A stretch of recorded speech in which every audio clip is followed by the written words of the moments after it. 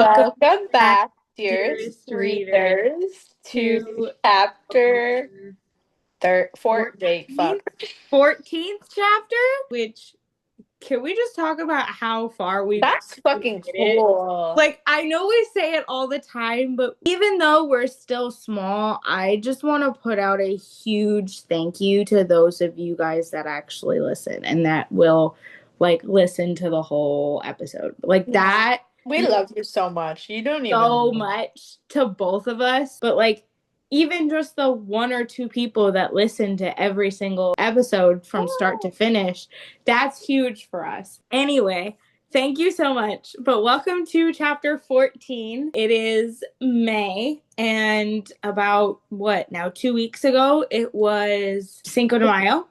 So, this episode, we are going to talk about authors or stories written by Hispanic authors. Before we do that, we're going to jump into tea time. Rose, would you like to go first? I would. So I just had a protein smoothie for breakfast because quick and easy. And then I have my energy drink. Beautiful, beautiful. Tea time. I had a job interview yesterday. It went really well. She is reaching out to my references. I sent over my college information. So I'm hoping I'll get the job. She informed me that she'll reach out to me sometime tomorrow to let me know. I want to be hopeful that I'll get a offer and not a rejection, but every single interview I've had, I've literally been ghosted. I don't know, but hopefully it goes well because it's close to home. It's less than 5 miles away. It's just everything lines up perfectly, and this daycare is probably a month since it's been open, so it's brand new. I could work there since it opened until like for years. So I really hope it works out. She's meeting she's almost meeting my pay requirement. So she seems to be very flexible. She doesn't care about my piercings or tattoos. She's very casual, like as long as you're obviously appropriately dressed, she's not really rigid. So overall, it's just everything seems to work out well, so I'm hoping I get the job. Let's see if there's anything else. I'm still talking to that and I'm low-key catching the feels for, and I'm like, fuck, what is this feeling? I'm doing dandy. I'm doing better. You definitely look and sound a lot better than you did Oh. not that long ago. Like back when all of your familial, I can't, listen. When I say familial shit, I don't mean like act like No, this I is, know what you mean. I'm just yeah. laughing because it's like I feel like I'm the entertainment and I don't mean to be. It's just I always have But shit like going on. your mental health was so bad. But you seem to be doing a lot better, and I'm very, I'm working very on proud of you. you. All right. So for me, I am finishing up my coffee. Ooh. It's in a mug that says Bestie on it. My Mel gave it to me for Christmas, and I have been using it ever since. I need to hang out with both y'all again, like before you move or something, or just Yeah, again soon. just soon because I miss you guys too. I am deep in the throes of starting to pack, and I didn't realize how much shit I actually had. I told my boss for my tutoring job, both bosses, that I was moving after July 4th if I'm here. And I only say that because I have to go see my parents for the housewarming party that they're throwing for the house. My grandfather's 1 year death anniversary is coming up. In our language, it's called an Ultima prayer, which means just like a memorial prayer or like a Yeah, yeah. memory prayer.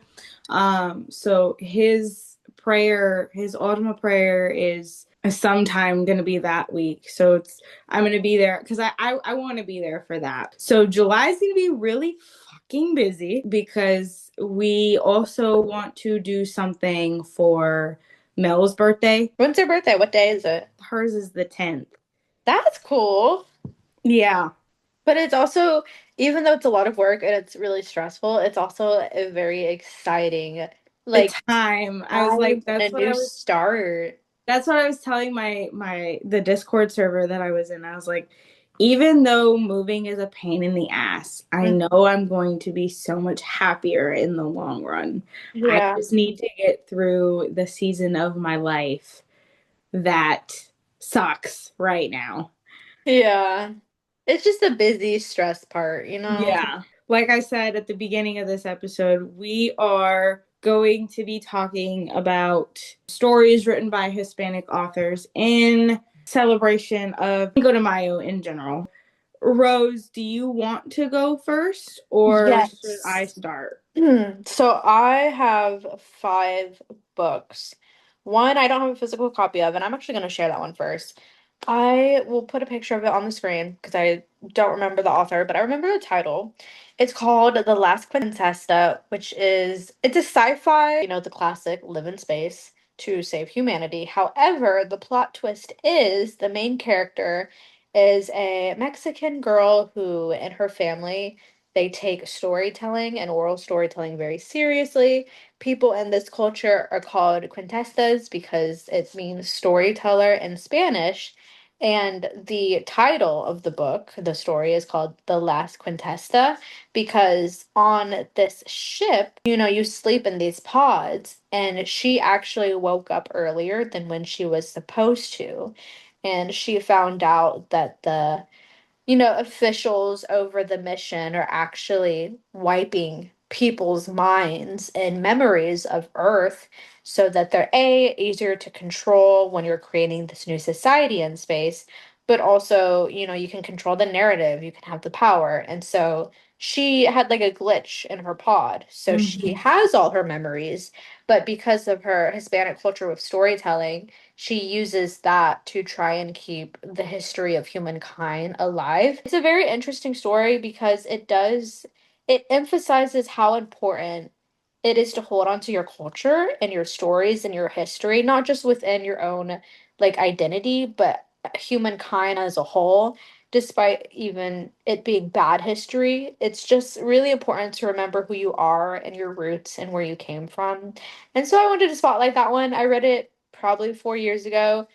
I don't have the book anymore, but it was a very empowering but also very sweet story as well. It sounds really good. I'm kind of tempted to go see if I can find it somewhere and read it. It's a very easy short read. I also will say randomly, with the amount of sci-fi content I consume through like mainly books, that's also another reason why I don't trust AI. I read too much. I'm like, no, you're gonna turn on me and become evil or some shit. Like the GI Force. Uh-huh. The movie about the guinea pigs? Yeah, I'm just like, I just watch too much sci-fi and read too Listen, much. that movie still haunts me to this day. I know it's a kids movie, but you know the scene in G-Force where like the machines all come to life and try to attack them? Exactly. For me, it was the scene where they were trapped like at a pet store. I don't know why, but that whole thing traumatized me. Honestly, it's a kids movie, but it's low-key traumatizing. I If think everyone needs to watch it, if honestly. you haven't watched it, fun fact, please go watch it. Go find it some. I think it's on Disney Yeah. Plus actually. So if you I have think so. if you have Disney Plus, please go watch that movie. I think it's hilariously funny, but it's also And traumatizing. it's also like a good plot, a good storyline.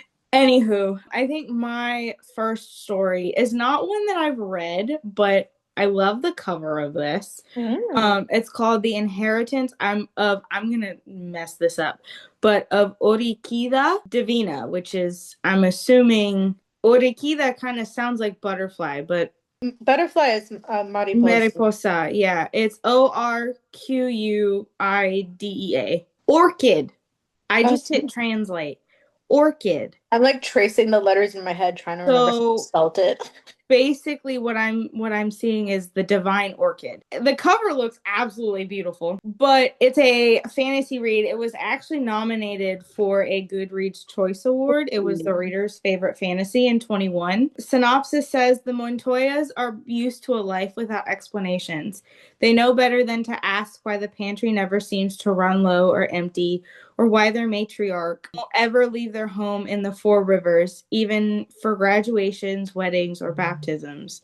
But when Orikida Divina invites them to her funeral and to collect their inheritance, They hope to learn the secrets that she has held on so tightly to their whole lives. 7 years Oh, later, her gifts have manifested in different ways for Marimar, Ray, and I'm not even going to try to pronounce that name. So, what I'm hearing is this is like it sounds like Encanto, yeah, I was going to say this like is with the like magic a powers and the. spin-off of something or something of Encanto. I'm really, really freaking loving this so far. It sounds like a comfort fantasy piece, but like Yeah. realistic fantasy, not like high fantasy, you know? Yeah, I'm definitely probably gonna read this.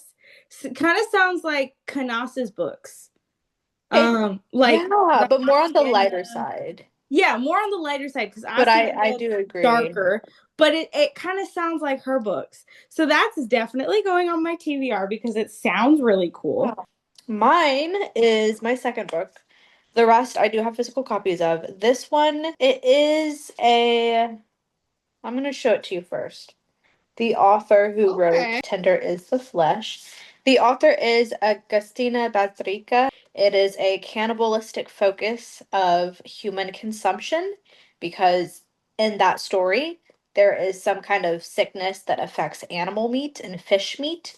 So the only safe meat to eat would be from other humans. Amazing story, super Oh, creepy. You could not pay me cannibalism. to read it again. Yeah, I heard it's really uncomfortable to It read. it made my tummy hurt and it made me nauseous. And you know that's really fucking good writing when someone actually can make you feel those sensations. This is another book of hers. It's called The Unworthy. This is about a some kind of post-apocalyptic world. She doesn't really explain if it's a virus, if it's zombies, if it's war. She doesn't explain why the world goes to shit. But the world goes to shit, which is like very realistic. And in this world, the main character is a post-apocalyptic survivor. She stumbles upon this creepy, broken down, gothic inspired convent. And so she joins the convent. She becomes one of these, they're not nuns, but they're like nun adjacent. And it is a story of her living in this convent, having to follow extremely dark, strict rules. And it's a very authoritarian, like creepy torture convent, but that she joined. And I will say this is a very good story. However, this is the type of dark read that doesn't answer your questions. It's Good. dark because you walk away with more questions and more confusion. It's not a complete plot storyline. Part of the scary appeal is the unanswered questions. So if you don't like those stories, don't read this because this is not a complete full circle moment. It is more to leave you unnerved and walking away having scary thoughts and questions. I don't know where you'll fall in, but for me, I prefer this more than Tender is the Flesh. Okay. So my second one is actually a author that I recommended to you actually. Okay. Um I wonder if I've read this author yet. it's Silvia Moreno Garcia, the Oh, yeah. Mexican Gothic. Yeah. Um so when I read this the first time, I did not like it. I have thoughts. I'll tell you after. Now, this is gonna sound really crass, but I basically hate Reddit because I had to Right. finish. Um, Sorry. I wasn't expecting that. Can I just say, I am fascinated by people that hate read because I've never hate read. You could not pay me to. If I don't like it, I'm not going to read it. So impressed by people that can. yeah, at the time I knew about DNFing, but I felt so bad because it was a book club book, and people were talking about how good it was and all this. Yeah.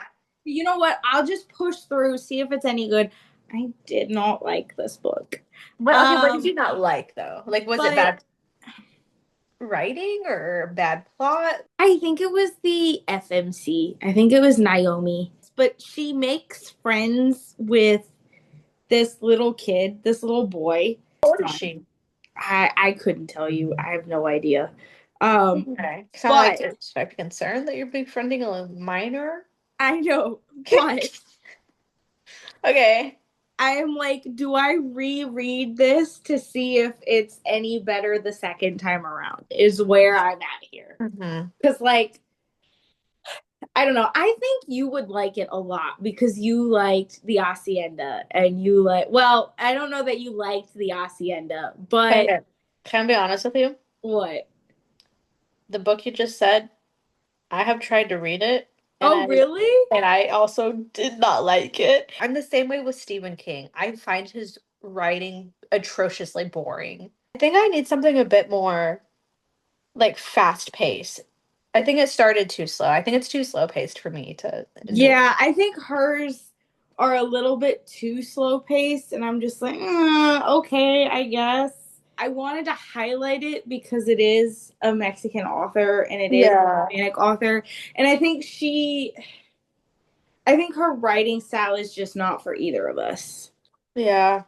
But like I said, I think it's still important to recommend all these stories because I feel like representation is important, but also that specific type of genre, specifically Mexican Gothic, I Yeah, would say it's a very niche genre to get into, but only because I feel like it's also a very new genre. And I definitely want to push all the more new baby genres, so to say, to the front, yep. because I still think they're worthy to be read and to consume, regardless of someone else's experience with it. I will share my next one. The Hacienda. I Okay, want to try her books, but I'm like surprised you haven't yet. I'm scared because if I Oh, didn't like, yeah. well, because if I didn't like Mexican Gothic, will I like her Okay. writing? But see, I tried to read Mexican Gothic because of her writing, and I love this more than that. So I think it's Okay, okay. I But then I will give it a chance. Isabel Canas's book, The Hacienda, she, I mean, I yap about her literally all the time on here on my social medias. But the way she writes, it doesn't feel like, oh, a long string of fancy words. Like it holds meaning, and she uses descriptive imagery to connect well with suspense for one, but also the mood slash like the emotional setting of each scene. So it's so intentional, and she does it really beautifully where her writing style alone easy entertaining, but then because it's a gothic piece, it's part Mexican, there is more intentional storyline behind it that just makes it Hmm. even better. I feel like she puts drugs in this specifically only for me because I could yap about her for 5 hours straight. Anyway, I'm getting off now because yeah. Next book I've read it because I've seen the cover, like looking at the cover, I've read this. I just haven't marked it off on Goodreads. Called I'm Not Your Perfect Mexican Daughter by Erica L. Sanchez. It's YA, it's contemporary, it's realistic fiction, kind of like a coming of age story. The first little part of the blurb says, perfect Mexican daughters do not go away to college, and they do not move out of their parents' house after high school graduation. Perfect Mexican daughters never abandon their family. So basically, Julia is your MC or your FMC, your female main character. Kind of saw me in that, and I How really appreciated it. did it make you feel? Scene. Yeah. A lot of it was me being seen because I mean, even thinking about what that book taught me, Hmm. as a, I don't even remember when I read it, but like as a, I wish I would have read it earlier. I think I read it like 2.5 years ago. It made me feel seen. Would I Yeah. have read it earlier? Yes, I wanted to read it earlier. I wish I had, but Hmm. it was a really good book overall. It's really good. I have heard of that book online. I've seen people recommend it. My fourth one, Hispanic community is also part of the immigrant community. And immigrants make up a lot of what being American is. In fact, if Mhm. I'm being honest, unless you're indigenous, immigrants are the most American thing you can ever get. Like that's the whole Yep. point of America. Obviously, unless you're native to the land, but other than that, like immigrants are what make America run and work and like they built this country. And I think, due to the circumstances of how they came over here and also just the unfairness of what indigenous people have faced because of mainly the Europeans, if we're being honest here. I think there's a really strong bond of like what it means to be an immigrant and what that truly is like in America. And so I really wanted to still bring that up to the table, and I thought this one would be a good place. This is called The Undocumented Americans. It is written by Carla Conejo Villasino, I think. I can't really read the font. It's like the old Gothic lettering font. But she wrote this story, and it's essentially she's an immigrant herself. She was on DACA, and she had to face, obviously xenophobia and disgusting like sexist behavior and racism because of her background and who she was as she was living here, and just she's lived the darker parts of what it means to be an immigrant. And so she wrote a story to try and allow people to understand like that they're not scary, they're just They're not. humans. And it's from a perspective of a young boy, I believe, but it talks about, crime and war and what this young child had to see all because he is immigrating. And I wanted to spotlight this because right now, obviously, xenophobia and racism is on the rise, like now more than ever, because of Americans' administration. And it's not just within America. Like I try to keep up with international news, and I've seen how Donald has seeped into like UK and Italy and And not just Europe. Like yeah, not just Europe, not just Europe. my grandmother, that's my mom, that's my dad's mom, Yeah. will literally like call dad, right? Will call my father and Mm. have a full-blown conversation about the fact that, the prime minister, because, India has a prime Yeah. minister, right? So the Yeah. prime minister is coming to see your president, your being, because she's on the phone with dad, your president. Don't have them screw this up. And my dad has to quite literally tell her, it's not up to me, it's up to him. Yeah. We can't control what Yeah. this man says. Like, if we had little chips in his brain that we could I would control. turn them off Well, permanently no, forever. but like, if we had like little things that we could control what he says, we would. Yeah. Like, I would, to protect my family back home in India, like my extended family, or like even here. I also think it is a not a good example, but like a good example of the fact that what America is right now, and because of who our fucking stupid ass, I'm not even gonna call him a leader. He's not a fucking leader. Who our unfortunate president is. It's seeping outside of America. It's seeping into your country. It's seeping into Africa. In fact, that is a whole horrible situation with what's happening now. It's seeping into Switzerland, to Sweden, to the UK, to Europe, to Asia. Like, people are not understanding that he is essentially this stupid equivalent to Hitler.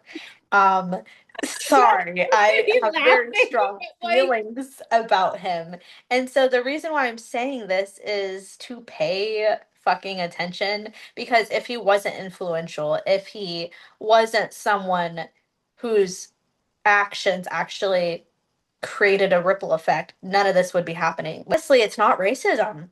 It's not xenophobia. It's just pure white supremacy. yeah. And the way he's treating the immigrant community, and it has unfortunately been the Hispanic portion, but that's not stopping him. He's going after anyone who is not purely the fucking shade of my sweatshirt. And I don't know that we meant for this episode to get as political as it is, but I think it goes back to the idea of reading is political. Like the reason we are highlighting these voices and we're highlighting these stories is because they make up a good chunk of our population. I think we all deserve like the same equal platform and representation of any identity you come from because I mean, I think that's what makes an American is your connections with places of the world like internationally, not just on American soil, unless, you're indigenous. But even within the indigenous community, I can say the same thing because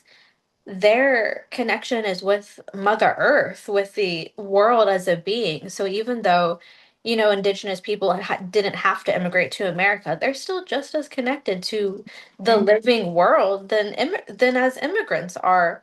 And because of that, I wanted to bring this book up because part of the Hispanic community in America also means being part of the immigrant community, whether that be Guatemala, whether that be Mexico, that be all the way in Spain. Like the population of the Hispanic community, majority of them, not all of them, but majority of them did immigrate here, unless they're indigenous, Hispanic like I am. But they also, fought and earned their way to be on this soil as anyone else. And for me, I know this might be a hot take and controversial, but I'm the type of woke where I don't give a fuck if you came here legally or not. I Yeah. feel like if you put in the effort, and obviously you're not like a danger to yourself or others, then Yeah. like why turn you away? You faced battles, you faced hardships, you just want a better life, whether it be for your family, yourself, your siblings. Like I just feel like we're all worthy to share a piece of land and all live a good life than where we came from or what we had. So I Yeah. had to recommend this book because they're fucking cool. Immigrants are awesome, documented, undocumented. Obviously, as long as you're not like, doing bad shit like anyone else. I mean, it's just I don't have an issue with immigrants and they deserve to be highlighted because a lot of the Hispanic community has immigrated to America. And also I'm very protective of the immigrant community. Yeah. So am I. We just love you guys, and we need to make that abundantly clear. Tis all. Tis Um, all. my next book is by an author I've seen everywhere. It's called Violeta by Isabel Allende.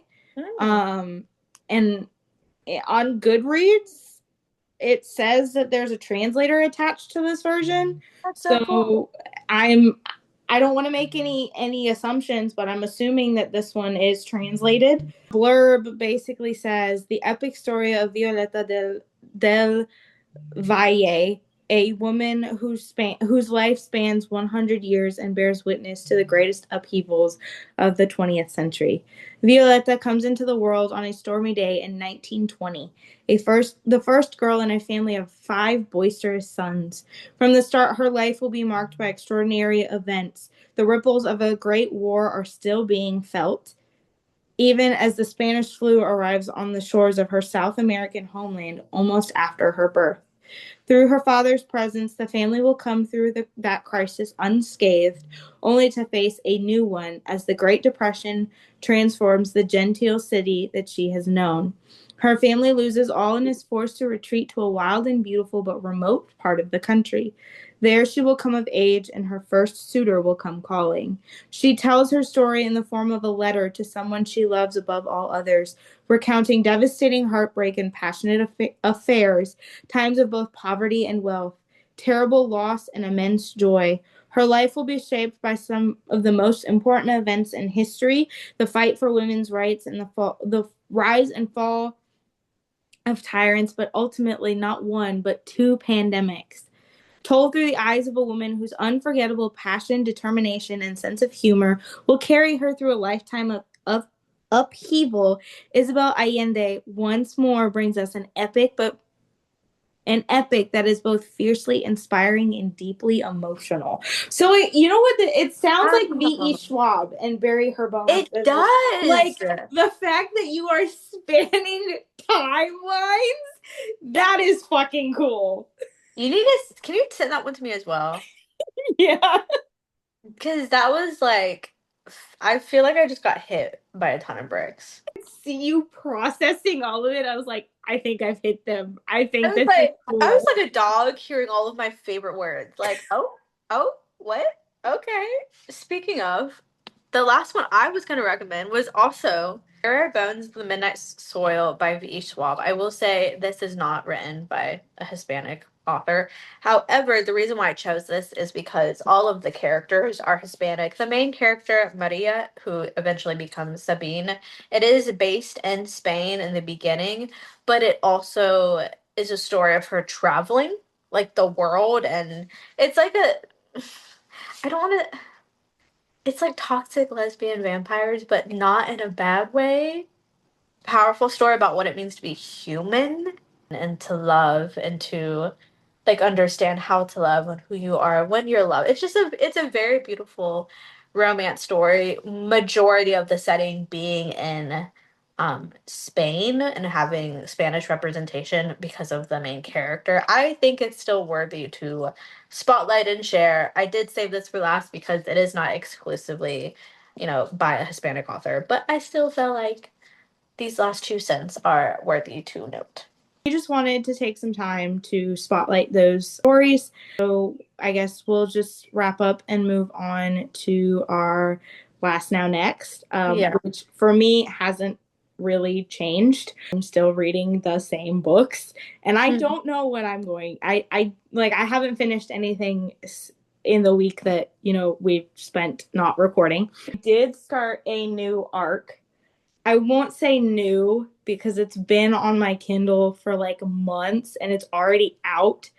Yeah. So, but I did finally start it. I was like, I need to start a new one. And then actually the book that I was talking about, Stumped, I Yeah. actually finished that one. So I won't say I didn't finish one. I did. I thought it was very cute and I cannot wait to read the rest of the series. What genre is that? Stumped. Yeah. It's like a sports romance. As a South Asian Malayali Christian, not even Christian, but like just a South Asian, specifically Malayali, reading that book like made me feel like I was at home again. Like Yeah. with all of the different words and stuff. Where you guys are hearing it a little early, but we may or may not have her on the podcast. I'm Yeah. trying to get her availability because she is in India. So the time zone difference will be a little bit different. Yeah. I cannot wait for you guys to meet her. She's such a sweetheart and she's amazing and she's just really down to earth too. I'm excited. She recently celebrated 4 years of being an author. Oh, that's so fun. The last book I read, I think, was called The Graveyard Shift by ML Rio. It You is finally a, finished that? yeah, it's a very small novella. It's like 108 pages. I finished it 2 weeks ago, maybe. Like I said, that's the only book I've read this month. I've been going through it in my life, so my reading has Well, been but you also on like the back mentioned burner. the fact that you like took it almost took you about an entire week to Yeah, read it took me that. about a week to finish it. Again, I think it's just because my brain was elsewhere. But it was a very, very good story. I think I'll reread it come October because it's a good, like, classic casual spooky read. Lately, I have been liking, did not realize this about myself, but last year I discovered Gothic horror. This Okay. year, I have discovered the many genres within Gothic horror. And part of that is like Victorian, like nature Gothic horror. Okay, that makes sense. Like, And this this book isn't Gothic specific, but it is a nature horror piece. As for what I'm currently reading, I always read a lot at one time, and they're all different genres. We Used to Live Here by okay. Marcus Claver.